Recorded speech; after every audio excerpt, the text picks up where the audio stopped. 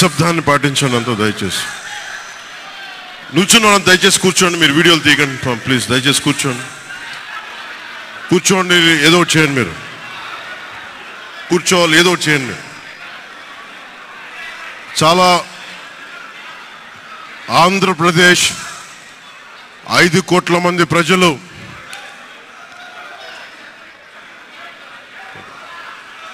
మీరు కూడా కూర్చోండి. చాలా చారిత్రాత్మకమైన తీర్పిచ్చిన రోజు ఇది. ఏ మాటకైతే మనం కట్టుబడి ఉన్నామో ఆంధ్రప్రదేశ్ ప్రజలకి జవాబుదారీతనంతో ప్రభుత్వం స్థాపిస్తాం, ఏ మాట మీద మనం చెప్పామో కూటమి ప్రభుత్వం ఆ మాటను నిలబెట్టుకుంటుంది. ఈరోజు మీ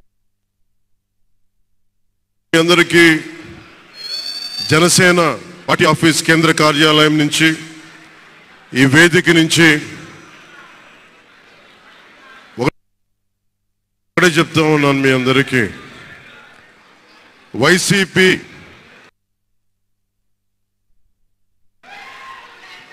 వైఎస్ జగన్ గారు కానీ వారు మన వ్యక్తిగతంగా నాకు శత్రువులు కాదు. ప్రజాస్వామ్యానికి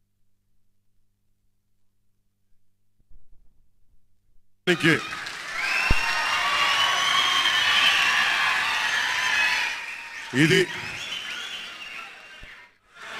చాలా చారిత్రాత్మకమైన తీర్పిచ్చిన రోజు ఇది.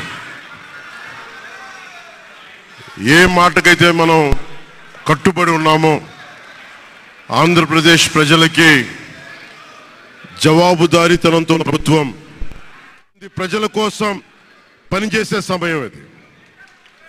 5 కోట్ల మంది పైచులకు ఆంధ్రప్రదేశ్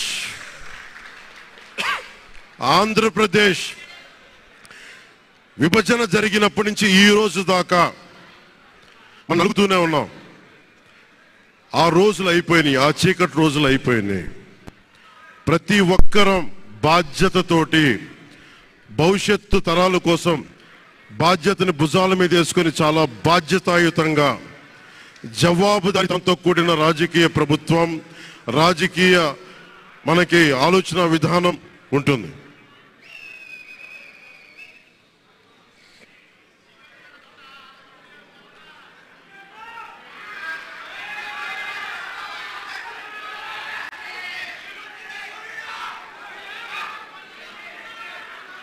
నేను ఆలోచిస్తా ఉన్నాను ఒక క్షణం ఏం మాట్లాడాలి రోజు అని.